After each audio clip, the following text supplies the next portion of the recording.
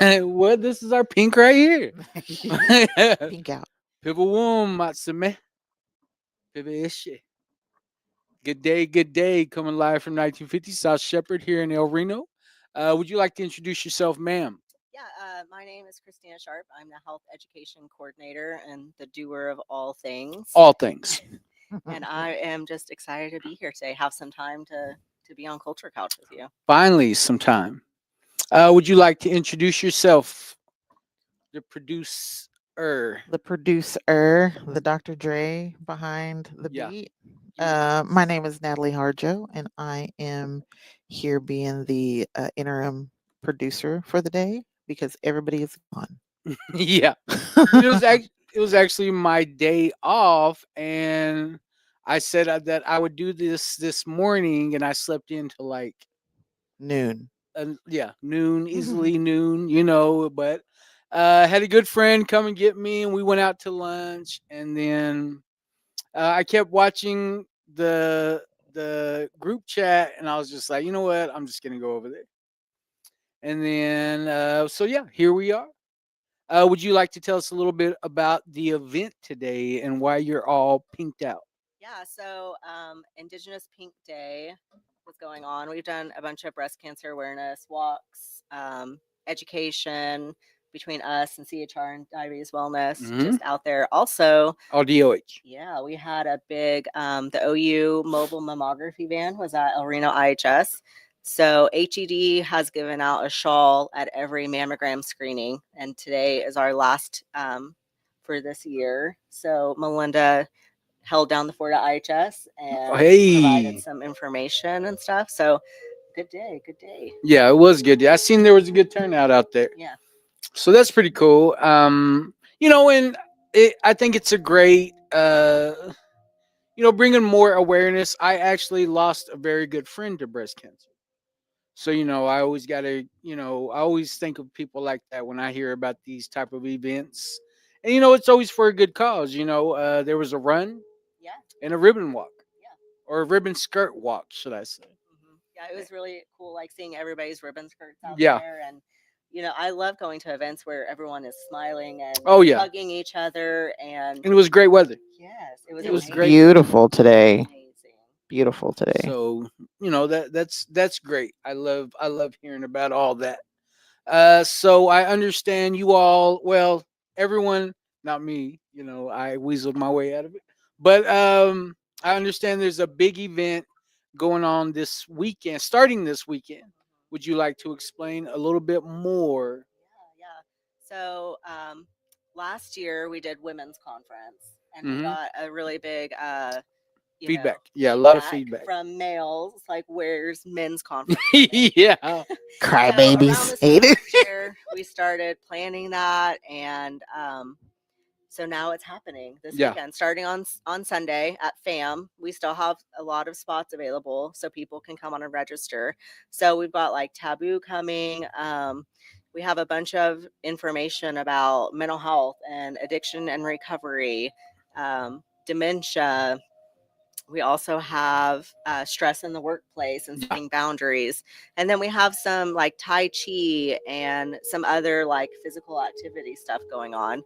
Sunday night, we're actually tailgating. So we're going to have the NFL football games Games going. on. That's Yeah. cool. Yeah, yeah. So, and then we'll have cornhole and then stickball, I believe. So we're just trying to provide as much information as possible and make a safe space for men because we see a lot of men hold a lot of stuff. Yeah, And we want to make sure that they get resources too. definitely. And because they're leading the tribe, they're leading their families. Mhm. And we want to make sure our leaders have that capacity Yeah, and take care of themselves just as they, have their families or coworkers or staff taking care of themselves. definitely. Self care. Yeah, yeah. for sure. There's no more important care than self care. Mhm. So I think that's a great thing to highlight. And I would have to say, in Indian country, I think it's becoming more of a thing for men to let men know that it's okay to feel emotion, to show emotion. To let people know, like, hey, I am struggling. Like I do need help in these areas because as a as a recovering alcoholic and addict, that was my number one problem is I didn't know how to ask for help. Yeah. Yeah. So I mean, it just always the awareness, always letting people know, letting men know, like, hey, it's okay. Yeah. It's okay to not be okay. But don't get stuck there. Like there are ways, there are resources, there are other men that are going through the exact same thing that you are, and we just find different ways to cope with it. Yeah. And I think we don't allow ourselves time to get to know people. Yeah. Because connection is recovery. So when we're not connecting, we can't be in Yeah. recovery because we feel like we're an island doing it on our own. And Yeah. So many of us are dealing with the same things. And we can all laugh and talk about the trauma, childhood trauma. Remember when? Remember Yeah. when? Right. Like, We're there one time. yeah. Yeah. But I mean, it's real. Like It's a a real lot of thing, us yeah. went through it, and I We're feel like, survivors. especially like millennials. We were raised by latchkey kids, Yeah. and so in Mhm. turn, we're almost like secondary latchkey kids. Yeah. Like I think I saw my teachers and everything more than I ever saw my mom. Yeah. And so I think that's raising into, now we have parents raising kids that are trying to do better, but they don't know what does that look like. Yeah. How do I do better? I know what I was raised in was not okay, but what does that look like? And I know for like a lot of Native men, there was like, historical trauma, that I think we still carry. There's a lot of, like if you go to one of our dances and you look out into the arena, there's not a lot of teenage boys out there. Yeah. Like when they're 10, 11, 12 years old, they'll still get out there. But once they get to a certain age, it's like they're just walking around, which I completely get it. Like I get it. Like you have different emotions, you're dealing with different feelings. Girls become, obvious. Yeah. But And it's not cool enough for you to be yeah, out it's there. not cool enough Mhm. to pull them back into the arena. Yeah. So I see like it was actually my brother Albert Titman, who brought the Sons of Tradition training to us. And he noticed, he said, can you look out there? And he said, like, how come there's not a lot of teenage boys? He said that can show you like where the disconnect is. Yeah. And why is it that they have to go and try all these other cultures and realize like none of these work for me and then come back? But by then they're like in their 30s or 40s, Yeah. and done experienced life in a whole different way, rather than staying close to who we are. But I think that is like part of adolescence. Yeah. Because they're starting to, they see Explore, themselves as yeah. part of a family. So if their Mhm. family is raised, in the powwow circle or in ceremonies or very traditional, Yeah. like it's just something clicks when you become an adolescent and you're like, that's my family's Yeah. identity. That's not my identity anymore. Yeah. And then it's not until they have a family that it connects. Oh, Uh-huh. that is me. Yeah. So like, and you see it in even like organized religion. Like Yeah, you see definitely. Mm-hmm. very stable attendance until kids start doing their own thing and then Yeah. they drop. And then after college and everything, then you start seeing attendance again. Uh-huh. So I mean, I think just being there for those adolescents and just Yeah. not shaming them of why aren't you here? Because Yeah. I see so many. I mean, I work with kids all the time, Mm-hmm. and so many are wrestling with traditional or organized religion Yeah. or something else. Is there something else? And just being there to say it's okay to explore, it's okay to ask questions, and the more that we listen to understand and not Mhm. listen to punish or listen Yeah. to respond, Mm-hmm. the more that those adolescents are going to be like, no matter what I did over here, this is my safe space. Yeah. They listened, they gave me what I needed to hear. So that's where I'm going to always return back to. Yeah. And then I think that whenever you allow that safe space to happen, whenever you do come back, it still lets you be enough. to be in Yeah. that space. You know, and you were talking about Taboo being there from the Black Eyed Peas. I'm not sure if everybody's familiar with who Taboo is, but he is I think he's Shoshone and Hopi, and he's also Mexican. Oh, You know, really? so I he's had no a idea. tribe from Mexico. Um Yeah. but he is multicultural, and so but one of the biggest things that I think that he speaks out on is how he promotes his multicultural background, because at one time he felt an internal conflict of not Oh, yeah. feeling Mexican enough or not feeling Native American enough to even be either one or the other. And so it's a good discussion, because you know we've all kind of felt that feeling of not being enough, especially those of us who were trying to be persuaded you know, in the whole gang culture thing. Oh, You yeah. know, we needed somewhere where we felt enough, and we were always going to be enough for that culture. You know, like Yeah. we were That's what always. dummies wanted. And so yeah, definitely his platform is an amazing platform. So I'm glad that he's going to get to be there and talking to the men about that, because I know we have a lot of men that Or mo- struggle yeah. with that not being enough somewhere. And And you- I see it a lot, you know, on a certain Facebook page. They're not Cheyenne enough. They're not Yeah, Arapaho yeah, enough. yeah. They Mhm. present white, or they present black, or they, you know, all Yeah. these things. They And must be 1/8, or you right, know, right, like Yeah. yeah, like yeah. that. And like, I mean, as a non-native, like I have struggled with that, because I mean, I'm here for a reason. 100%. And you know, sometimes those reasons are very apparent. I'm like, I'm in this space because that person needed to hear what I said. Yeah, Mhm. for sure. But I struggle with it being non-native and being like, that's not my space.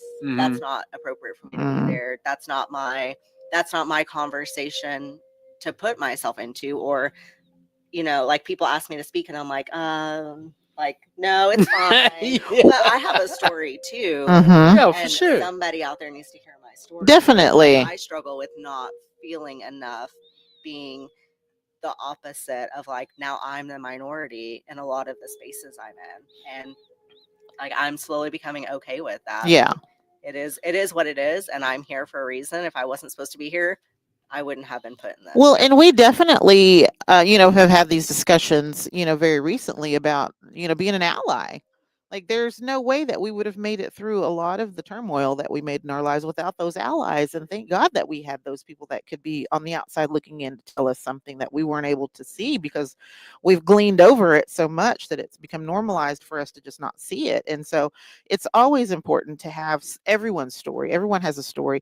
And internal and lateral oppression is just as bad as the other, you know, all forms of racism are bad, but like we get it even within our own tribe. Like Barry was talking the other day, you know, and it's not just this tribe, it's all tribes, you know. We do it to ourselves more than we do it to anybody else. And like, I just don't understand that. I have never understood that, you know, and it's definitely a conversation that still needs to be had this many years later on lateral violence and lateral oppression to our own people. And you know, and why not have an ally that's coming in for the good and the benefit of our people, you know? Like, I We don't need you, know. Christine. Yeah, we need you. We definitely always need an ally. Like, I love an ally. I love it. I was listening to Theta Newbreast. Mm, And she kept talking about lateral healing. yes. You know, like, and that was a new term to me. I just never. I don't know, like maybe because she said it, because she's such a big influence, you Yeah. know, on wellness in Indian country. You know, hearing her say lateral healing, it really stuck with me. You I know. think we get so caught up in the trauma of everything, Mm-hmm. and then it turns our thinking into negative. Mhm. Yeah. The war stories. Yes. It's always the war stories because they're more interesting, right? And we knew that pain. Like, I know how to show you what that pain felt like. I'm still learning how to show you how lateral healing feels. Yeah. But I feel like a lot of us use that trauma as an excuse, and Yes, not as a ladder to something better. absolutely. And that's where we have to shift. Like, yes, that happened, but look at where you are now. Look at how much further we've The gone. opportunities you have today. Hmm. 100%. And you know, that goes back to like, I feel like I'm the most healed working for the tribe, because I have so many healing opportunities. Yeah.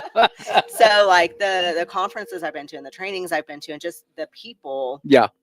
like I feel more connected to myself and more grounded and more healed being here and being with people that are open about their own recovery. Yeah, Um, and and different types of recovery. for sure. Like, Mm-hmm. so I am not an alcohol addict, or I'm a product of alcoholism and drug use and everything. So I'm a secondary victim for Yeah. that. But I do struggle with eating disorders, and a lot of like the recovery stuff and the talking circles and everything, like even though they're geared towards Substance use, alcoholism, yeah. substance use, like I can use a lot of those things in my own Definitely. eating disorder recovery. Like I'm still a recovering addict of eating.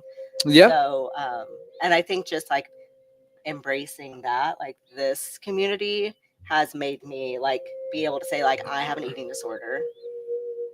There's nothing to And you can openly say it, and that's fine, like definitely, because thank God you said it, because somebody else might have needed to hear you be empowered enough to say that out loud, because it does exist And a lot. That's kind of why I enjoy doing this, Mm-hmm. because we try to create a safe space where people can be honest, and you don't have to hide. Because I'll sit here and talk about how I smoke crack with someone's mama all day long in a closet. And like, so that shouldn't make you ashamed of it. Yeah. But then it kind of like, for some reason, it makes people like that whole not enough thing. Like it makes them feel like, well, I'm not that bad, so I don't get to have these conversations. But not everybody's recovery Yeah. looks the same. We're all recovering from different things. And my Hit our recovery quicker before right. we got to that point. Yeah. We could have gotten to that point. Yes. Some people are able to turn the circle Mhm. a lot quicker. Thank goodness, because that's what we want. But that never means that somebody's journey is not enough. Yeah, and we're not here to judge your journey Definitely. at all. Like And if maybe that was you the case, smoked then crack with my mom and realized it was wrong. Like I don't know. But I'm and not maybe here to you still judge. smoking crack. Yeah. Come on over and hang out with us. We'll bring you over here too. Definitely. So, So I like to. I have a friend. He goes to AA. He would consider us the misfits. Like you ever seen like that Christmas story yeah, about the island of the misfit Island of the toys. Misfits? And that's what he always referred to us as. We are definitely the misfits, and Oh, now that song stuck in my head. but it made so much sense to us. Like yeah, like I definitely enjoy that label. I don't mind it at all. If but we always made big jokes about that all the time, about being the misfits. So Well, when you're in a season of honesty, like I mean, you really were kind of a misfit, right? I mean, in the best possible scenario, like I Worst. put myself there, yeah. So, but I don't know. I think it's embracing that and being open and honest about it, that you can heal. Like I Yeah. can now say all of those things, and sometimes people are like, "Gah, she's over here just laughing about all of these bad things that have happened to her," and I'm like, I'm not laughing because it happened. I'm laughing because now I have joy that I've been released from that fear of talking about I it. survived that. I survived it, and so of course I'm going to laugh because that's how I celebrate. So, and negative emotions can just make you less happy in the Yeah. first place. When, So, like just saying the word historical trauma, like all these Mhm. things started like it just kind of took me to a negative place. Yeah. Automatically, because that's associated with that word. hmm Because anytime you say historical trauma, it's Beatings, this, it's the assimilation, it's Yeah. like it's all the well, and even trauma has a negative connotation to it. Like I always tell everybody, like my son, when he first learned that the stove was hot, he touched it and it was hot to his hand and he pulled away. That is a safety mechanism that is built in us. That trauma was teaching. It was therapeutic to a point, because if he never had that trauma and learned from it, he could have burned himself really badly, opened it, climbed in it, whatever. But if we don't have that part of us, that, that's a protective factor, it's a good form of trauma, so to speak, for you to learn from that. So anytime you hear trauma, you can learn from it. It doesn't necessarily, trauma doesn't always mean, I got bashed over the head with a hammer by my ex-husband. That's where our brain goes. But I'm not lying. It's but what I'm saying is sometimes trauma can be an avenue for a positive learning experience. But sometimes I think we need those people that can kind of like be that frontal lobe. Yes, Like, is this a typical reaction? absolutely. Should I be doing that? Am I the asshole? Yeah, am I the one that is causing this lesson to continually happen over and over again? Or Like having relationships with people that are willing to be honest. I still love you. You are still my friend, and I still respect you. However, that's not okay. yeah, I'm your accountability partner in this mode. Like I was talking about how I kind of twisted off yesterday on the lady at the post office, but like it's real easy for me to do that. It's real easy because I was real good at that growing up, in my and not even growing up, well, as a grown up. But like I try to stay far away from that because like I said, my ego sometimes it interrupts my intention for the day. But I felt like in that moment, of course I can justify anything, as I'm in recovery, so I can justify any action that I had prior to. But I saw her repeatedly mistreat the people in front of us. And granted, I gave her as much grace as I could. Maybe she was having a bad day. Maybe she was hungry or hangry or whatever, because it was before lunch. But I also felt like it's one of those things that what you allow is what's going to continue. And I sometimes when you silence is the voice of the oppressor, right? And so I felt like I needed to say something if she said something to me, because I knew she was probably going to, she was following suit. So, and I greeted her very calmly and cool and collectively and professionally, and hey, good morning, how are you? And I just needed some mail out envelopes, right? And there were only 5 of them and I needed 10. And so I waited my turn in line. I didn't jump in front of anybody. So anyway, and I told her, "Hey, can I get like 5 more of these?" And she said, "You can order these online, right?" And I said, "I know I can order them online, but when I went online, it told me that I could get the supply that I needed at the post office if I needed them today." And I kind of was like, "So I would like to have those today because I can't wait for them to be sent to me from online." Now, I didn't say it in that tone because she popped off on me first. And so I felt the need to kind of be a little more assertive. And of course, not justifiably so after I thought about it, because I was reactive instead of intentional, right? I thought I was being intentional, but I had already told myself I was going to pop off on this woman before I even got there, right? So that intent was gone over here.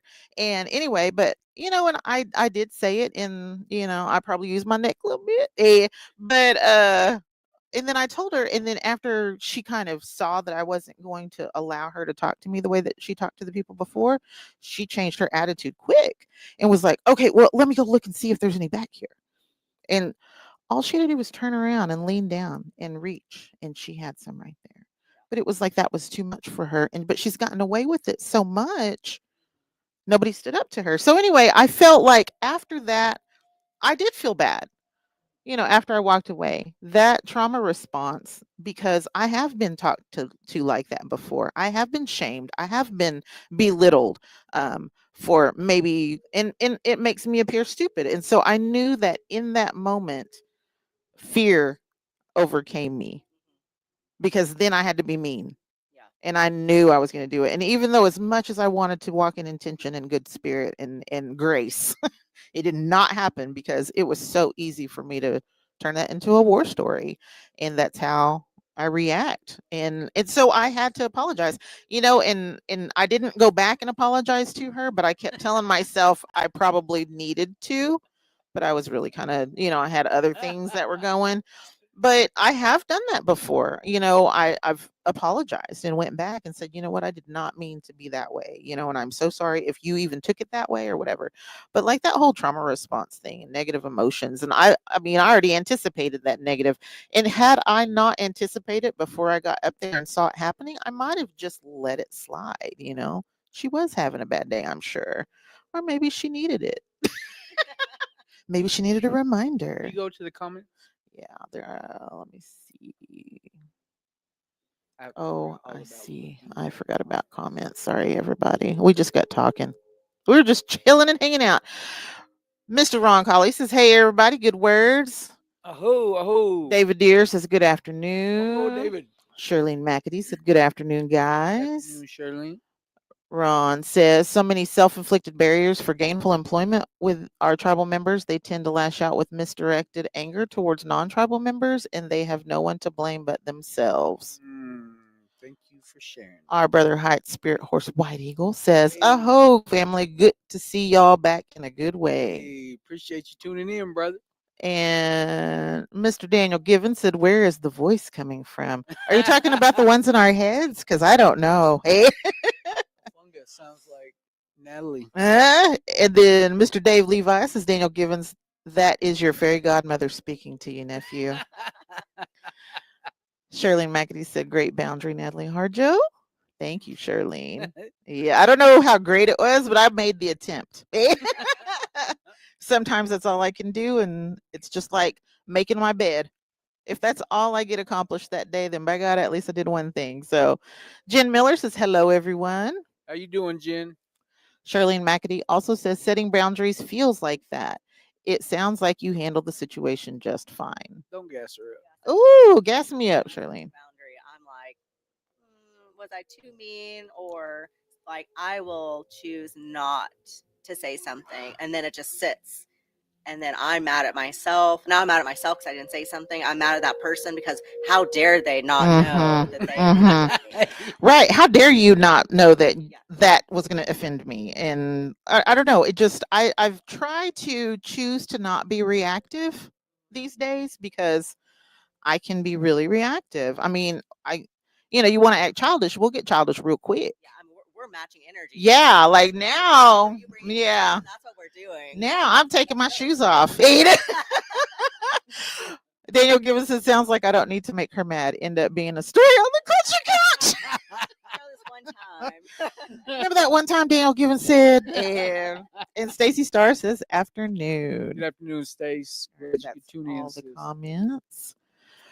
Well, do you think we should probably get into this meditation? I mean, it's your day off, so it's not like you got to clock out. Ada. Yes. Let me get back to the banners. Try to act like I know what I'm doing. All right, and there it is. Yo, it was so long it just scrolled at the bottom. Yeah, and I'm going to read it. So let me Yes. pull it up real quick. There's yeah. I know there's a book, but I'm just going to pull it up on my Okay. phone. Okay, Elders Meditation of the Day, October 17th. Peace comes within the souls of men when they realize their relationship, their oneness with the universe and all its powers, and when they realize that at the center of the universe dwells Wakantanka, and that this center is really everywhere. It is within each of us. Black Elk, Oglala Sioux. If we are to know Hihakasapa, Oglala Sioux. If we are to know peace, we must look within ourselves. In order to do this, we must learn to be still. We must quiet the mind. We must learn to meditate. Meditation helps us locate and find the center that is within ourselves. The center is where the Great One resides. When we start to look for peace, we need to realize where it is within ourselves. When we experience conflict, we need to pause for a moment and ask the power within ourselves, "How do you want me to handle this? What would you suggest I do in this situation?"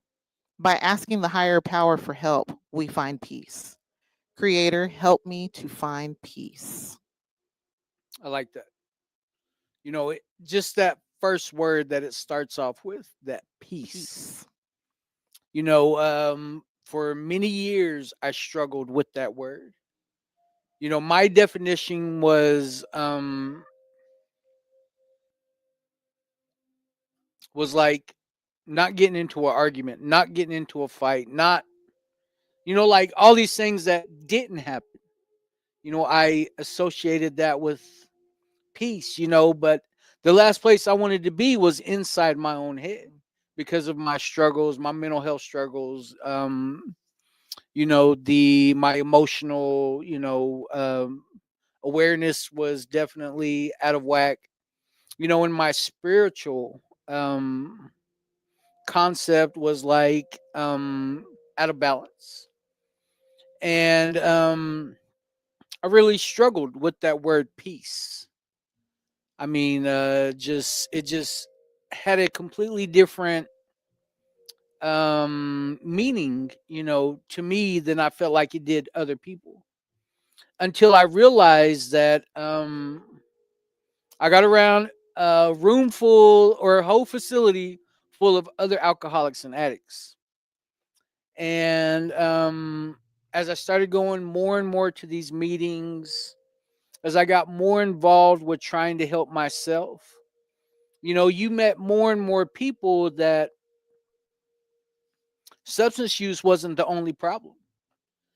People had eating disorders, people had anger issues, people had, like all these different things that they were ashamed of and were afraid to talk about.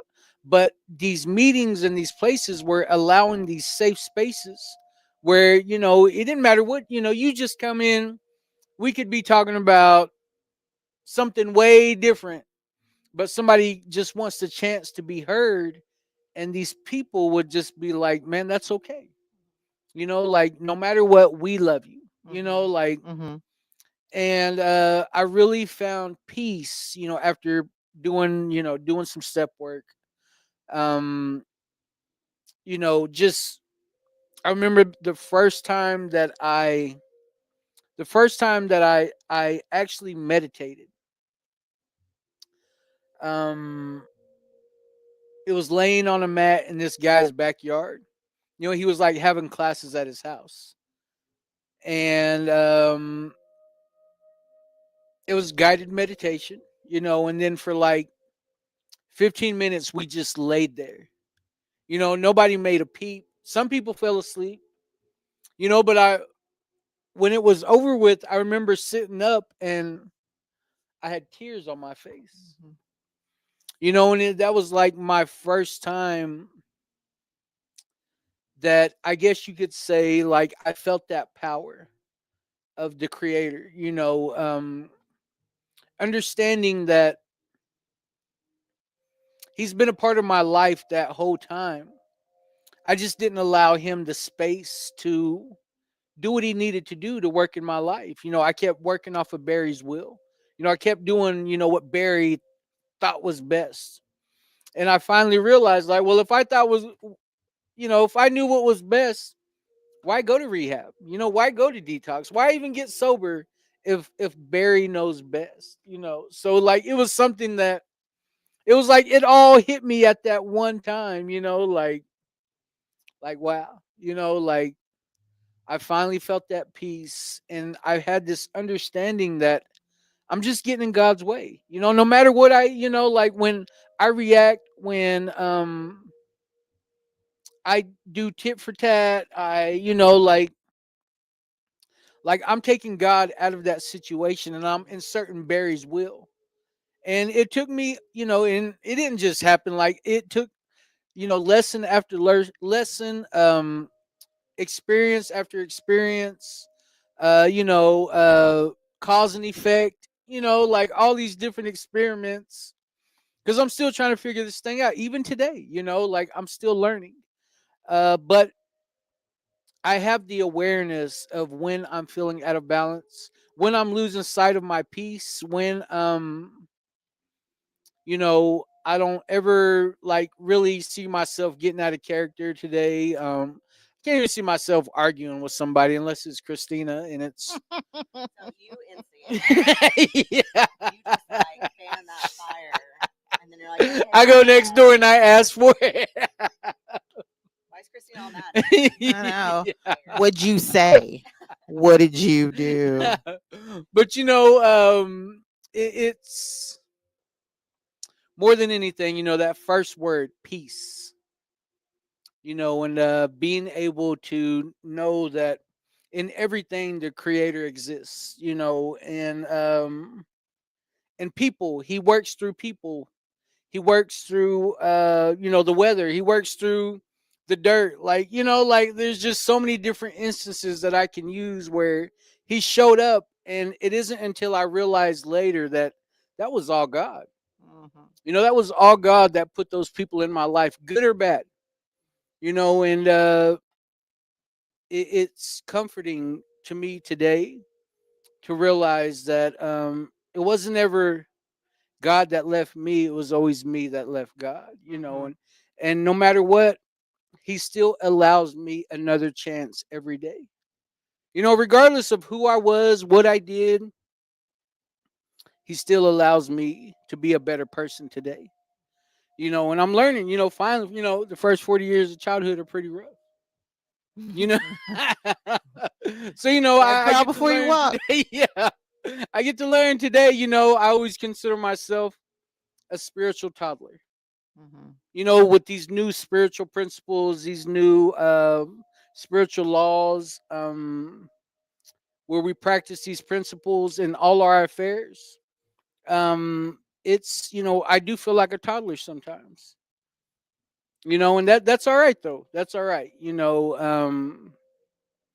because I'm starting to learn how to love myself. So that's all that I got. Would you like to, either one of y'all? Yeah, I mean, I can spin off Yes, spin forever. off. Like something that you said about being a spiritual toddler. Like I grew up in the church, and the church was my safe space a lot. Like that was my consistency. Like my home was not my consistency. My church Mhm. was my consistency. And um, like honestly, like since working at the tribe, I had to take a step back from being at the church because I started to realize that I was using the church as an excuse for some of my behavior, I guess. That And makes sense. I was like, well, I'm this godly person, all this other stuff, but really, like, there was stuff inside of me that I wasn't dealing with. Mm. Because how could somebody who goes to church all the time still be doing these things, still be talking this way? Or so, like, I had to take a step back and go more towards, finding myself again and Mhm. finding my own peace, because I felt like when I was at the church, I was checking the boxes. The church wants me to do this. This is how I act as a member of the church. This is how, Yeah. an elder at the church should behave. But inside, that wasn't what was happening. There was a lot of things that I kept behind closed doors because I didn't want the church to find out how broken I was. Right. And I was just holding it all together, making it seem like everything was fine, and it wasn't. There was a lot of things I was dealing with and just kind of stuffed it down. If I go to church on Sundays, if I'm sitting in that front pew, if I have my kids in tow with me as a good little Christian woman, Mhm. everything was fine. And nothing against the church. I think a lot of those people would have helped if I would have reached If out. you would have reached Yeah. out. Yes, Mhm. but I didn't feel safe enough to ask my church for help.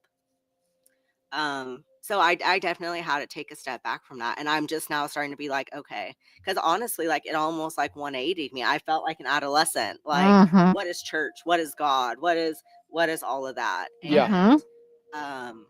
And after finding myself and my own peace, now I can go back in and say, like this is my beliefs, and I do believe in a higher power, and but I don't necessarily agree with the organized religion part of it, Yeah. because I don't feel like being at peace with a higher power is checking the boxes. Right.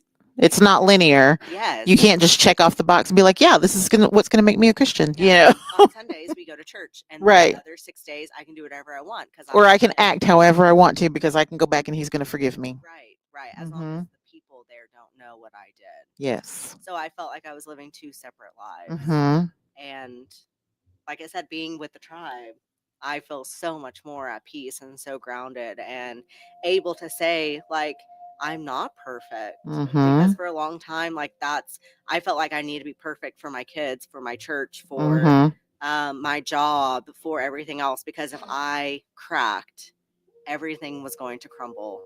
So I Yeah. couldn't do that. And now I can be like, I messed up. Like, I own And it's that. okay. Yeah. Yeah. And you It's get okay. and you get to teach your children grace Yes. on yourself Yes. for the most part of it. My two kids have two different versions of me. Oh, Because yeah. my oldest kid has, I've never been a parent before. We're doing this Right, together. right. Yeah. Yeah. So, like, I tell Mason all the time, I'm so sorry that you did not get that. And like, I was a teen mom, so we grew up together. Yes. And I all the time I'm like, Mason, I'm so sorry. I'm so sorry you didn't get the patience that Andy gets. Mm-hmm. I'm so sorry that you didn't get the life, because he, remembers when we were struggling. Yes. Like, Yeah. and Andy just does not know that. They are two separate Mhm. kids with two separate lifestyles and two separate sets of experiences with the same parents. And Kind of the same parents because they're the same people, the same people, but different. different levels of parenthood. Right. I get that totally. So, but yeah, that's my take on peace. Sometimes you have to step back and Yeah, for sure. start cutting things off and be like, that's dragging me down. It's Yeah. not that it's bad, it's just not good for me. Right. And that's okay. That's okay. That's absolutely okay. I think that was the hardest thing for me too, because like peace for me, I had a jumbled brain that would not turn off for the longest time. Like I didn't know how to turn it off, nor did I feel like I was empowered enough to not think about some of those things because I was supposed to. Yeah, like I need to do it now.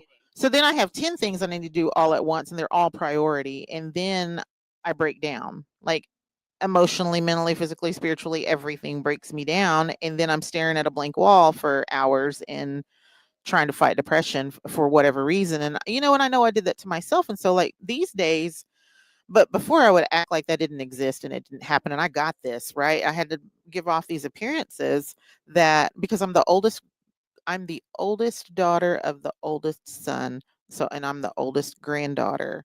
So that all comes down with that whole seventh son of the seventh son, that whole prophecy thing, right? And so, like, I had to be the grown up. Well, I don't know where I probably read that somewhere or something because in my family, I was raised in a family of alcoholics and addiction was everywhere. And so I had to be the grown up. Even I always tease now and say that my dad is my oldest child because I had to take care of him a lot. And so but that stated is like I put a lot of that I set myself up for failure by thinking I was going to control and take care of everything. And so that illusion of control really got out of hand real quick. And so, like, peace for me is the self awareness that I have nowadays that I can't do everything, that it's okay for me to say no when I need to. When I can feel myself out of balance, like I will say, and I go back to sobriety a lot because that's what really helped me in a lot of my mental health and anguish is I'll mind map. I'll be like, this is where I am today. This is how I'm feeling because I need to validate that that's how I'm feeling, right? It's okay for me to not be okay. And how would it look with creator in my life today? Because I know that I've stepped away from him. And so like what would it look like with if I had him and remembered that he was there instead of leaving him when I smudge in the morning and leave him there? Like and I don't take him with me for the day. And so like for me, I feel like that's where my disconnect would automatically happen. I would go through that motion like you were talking about, I'd check it off the list. I smudged, I prayed this morning, then I left it there and went and acted a fool, at the post office yesterday. And so, you know what I mean? Like, so that was obvious a self awareness mode to where whenever I got to the car, I really did contemplate, I need to turn around and go tell her, that I'm sorry for even popping off. But she probably didn't even realize that it was a pop off. Like, like, anyway, but that self-awareness enough to even sit there and say, you know what, that was wrong today, even though I had full intentions of giving grace, granting grace, in my head I felt like I treated it the proper way. I probably like where in this was I still could I have been better, not where I was wrong, how could I have been better? And that's really where I am these days with peace, because before I would let that ruin my day because I was being a shitty person, right? And I just knew it, because then I validated all the things that I have told myself my entire life is I'm a horrible person. I don't deserve happiness. I don't deserve this. I don't deserve. And that's where I can go really easily, because it's really easy for me to tell those battles and war stories, right? I know how to kick myself when I'm down. I don't know how to lift myself up as well. And so, like, at that point, I had to give myself grace and also take that mini victory of me at least being aware that where could I have been better in that scenario? How could I have improved that whole situation to where I could walk out of there and not feel like I need to go back and help? And so, but yeah, so that's where I think a lot of my piece lies. I mean, we can go all over the gamut with this particular topic, but Mhm. today that's where my piece is finding self-awareness that I'm okay whenever I am wrong, in saying that I am wrong. And I could sleep at night knowing that now, because before it would keep me up all night, Yeah. Sawing days. logs. Yeah, sawing logs and still AJ, oh, Bernice Young Bear says creator is everywhere. Oh, she also said been there, done that when you were talking about the church checking off the She's in list and that in. everything. Yes, thank you. AJ says that's a good idea. Mind map about a situation that's bothering you, and it'll tell you why. Is what I gathered. That's helpful for me. It absolutely has helped me, AJ. I have a mind map book that those are the days that I will absolutely say, you know what? Here's where I'm trying to take control back. And I don't have control. So where do I need to fix that? And, we call them, oh my gosh, I can't even remember what we call them. But anyway, it's just, it's a conflict. And so the only way that I can go through that conflict is find clarity of where I went wrong. And AJ said, I knew that was Natalie's voice. Oh, sister. Understanding that we can only correct our own behavior. Yes. Like you can't go back and correct the post office lady's Right. behavior. Right. Not that you want to, but that's her own Mhm. business, Mhm. and we can only take accountability for us. And I think that's where sometimes we have to draw that hard line and say, like, it's okay to not be cool with you anymore if Yeah. you close. Like, I mean, I had to cut off my own mom, and that sucks so hard. Like, I've cut my mom off so hard that the other day a number came up on the phone and it said my mom's name, not mom, my mom's name. And I was like, who is this lady? Do I know somebody? Yeah, I don't even know that name. Yeah. Right. And then I felt terrible. Yeah. Like, that is my mother. Like, but I've cut her off so hard because just we're not like that. Mhm. She chose to do what she wants to Mhm. do and what is Mhm. good for her, and that's just not good for me. Yeah. And but being able to find your own peace by saying, I can't fix you, Mhm. and my expectations are not where you're going to be at, and that's okay. Yeah. That's okay. It's Character okay. character defects. That's what I was thinking of. It's a character defect of me to think that I can take somebody else's inventory. You know what I mean? Sure. Like Do it. I can only fix what's in this little hula hoop wrapped around my gut, and that's all I can control. And anything outside of that little hula hoop, I don't know why I think I got control over anything outside of that. But some days, like, you want to tell everybody what's wrong with them. You know, you know brother- what would happen if you would have changed this My brother Jay Ziegler, he always says, "My business stops right here." at my nose. Like, and Absolutely. he always says that. But also, I always got to repeat what my sponsor tells me. I can tell him, man, so and so's really getting on my nerves. Like, like this is really bothering me. Tit for tat, tit for tat. And he's like, okay, like I understand, like you have no control over that situation. Well, what that person says does anything, like, Hmm. but what can you do to improve that relationship? Automatically, like, Accountability. yeah, like where is my accountability Hmm. in those reactions or those, and I'm just like, damn it, like he Yeah. gets me every time with that. what I've realized a lot with mine is like I resent that. Like I'm a worker. I'm gonna like from the moment I wake up in the morning till the moment I'm in bed, like I'm doing stuff Mhm, like all the mhm. time. Like I got my to-do list in my head and that's what's gonna get done. Yeah. And your to-do list is gonna get done and their to-do list is gonna get done. Like we're gonna get it all done. And where can I help you do yours? Like right now, I'm on my way to the Definitely. couch and I got stuff in my own. I know, same. That's okay. But listen, sometimes things take a break too. So And I get resentful that I'm like, well, why are they sitting around? Like I'm up here yeah, sweating yeah. and they're sitting around. And I can hear them laughing next door. Eh? How dare they? Do they not know the amount of things that need to get done right now? Awful. How dare they not have the exact same amount of work that I have made for myself? And I chose not to ask somebody else to help. me. Right. So, but then I think to myself, like, I'm resentful because they can relax. Yes. And I don't have my peace. So like that's where I'm not mad at them. I'm mad at myself. Right. Because I did this to myself and they're over there relaxing and I've got this to-do list and now I have people depending on these things to get done. But I did it. Because I don't know how to say no. Exactly. Yeah. I don't know how to say no. And I want to do it because I'm going to be the best at what I do. Mm-hmm. So I don't want to give to somebody else because what they give is not what I would give. So, Right. Yes. Because totally I expect me. Totally you. I am self-aware. Totally. Because I expect me out of everyone, and then I get disappointed because how dare they not live up to that expectation? It's not fair to I never them. even communicated. Right. You didn't even tell them that you expected that of them. I am horrible at that. Well, let me say I'm good at that because I expect people like that all the time. And when I get my feelings hurt, a lot of times that's exactly what happens. Like if there's a lack of communication or something, like I would have told you this. Why wouldn't you tell me this? Then that's where my ego just jumped straight in front of everything, right? Because I You just just look at me when you said expected, that? yeah, I looked right at you. I looked at the other eye.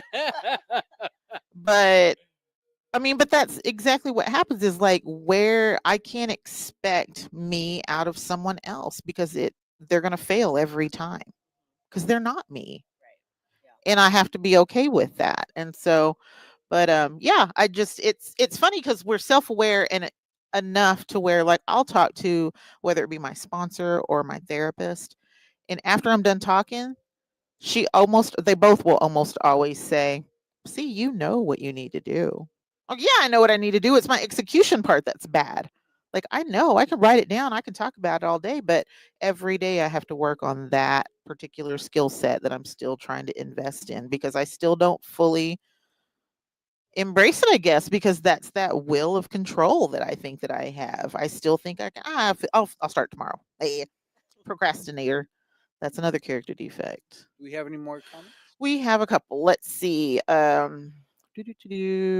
She said, I knew that was Natalie's voice. Okay. Chad Riley, Chad Boy says, Scoden, I move in the direction in that which I think about. Yes. He says, tell him Natalie Harjo. AJ says, true. And Miss Bo Sam says, hi, folks. Good to see y'all on air. Hi, Natalie. Hey, good to see you, Hi, Bo. sister. Seen you was in the Badlands. I know. I saw that too. Man, got to Awesome. see that badass powwow. I know. I wish we would have been there.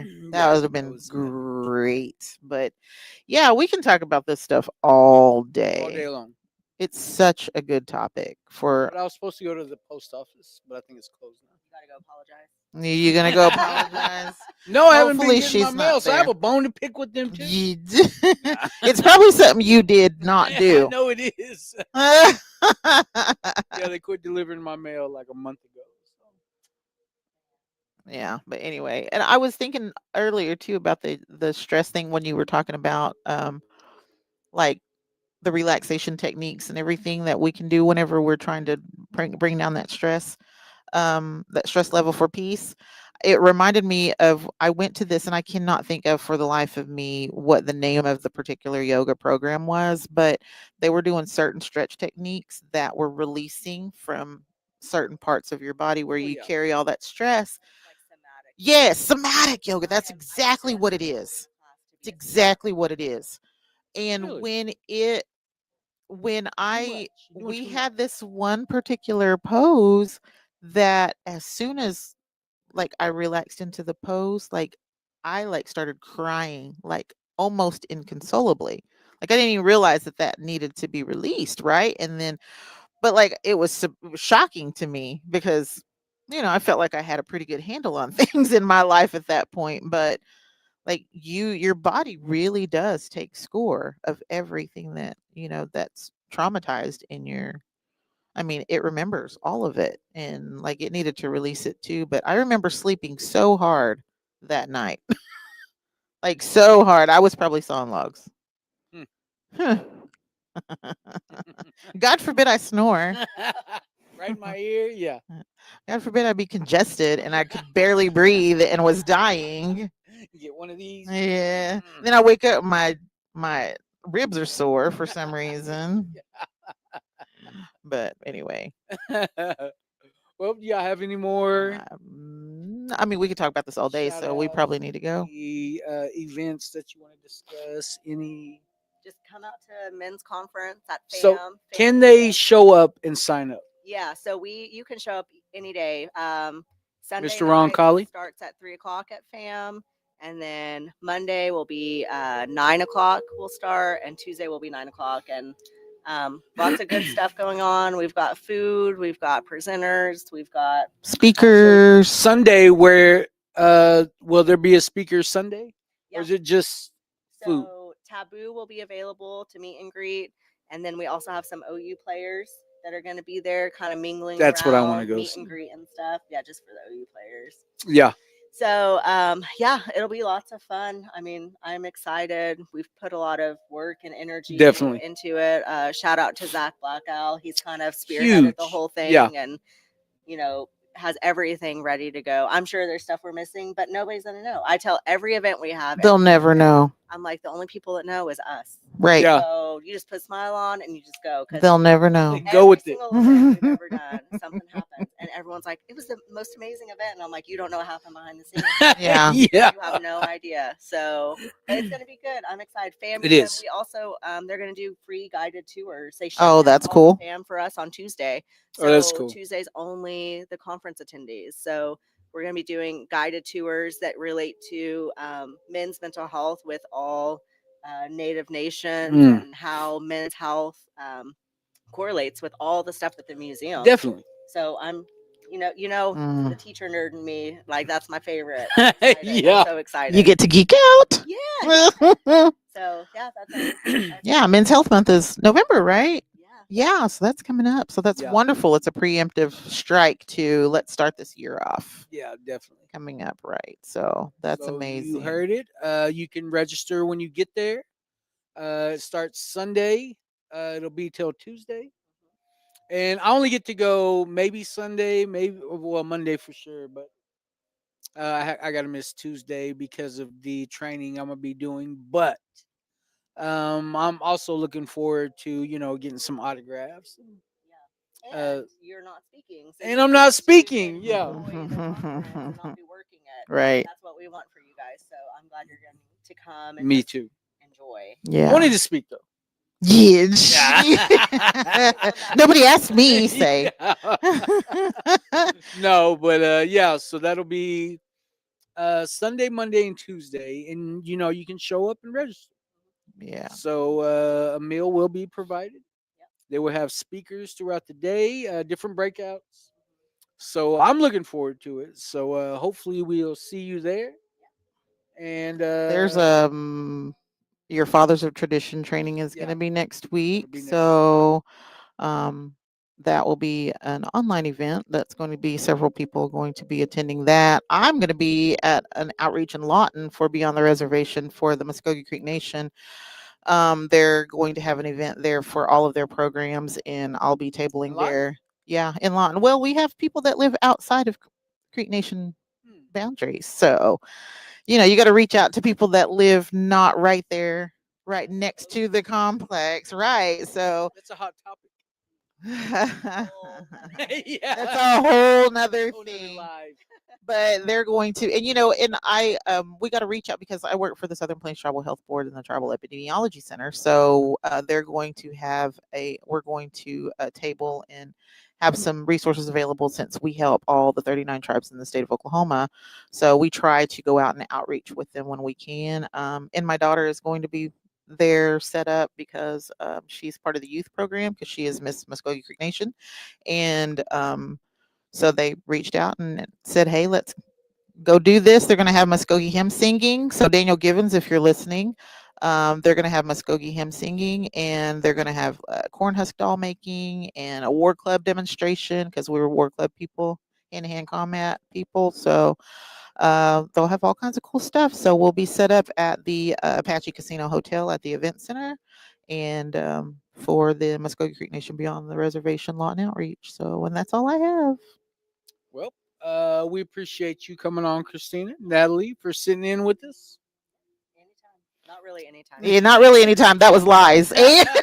Lies real fast. You get one a quarter, so That's all right. We'll take it. Next quarter. We'll take it. But we always appreciate the work that you all do. And I just got to give you your props, So thank you. Thank you for always being an ally. I consider you one of us. I mean, I'll just, you're yeah. one of us. I'm working on it. Just work on your yeah. Yeah. That's all you got. Yeah. Find that emotion to back up that yeah.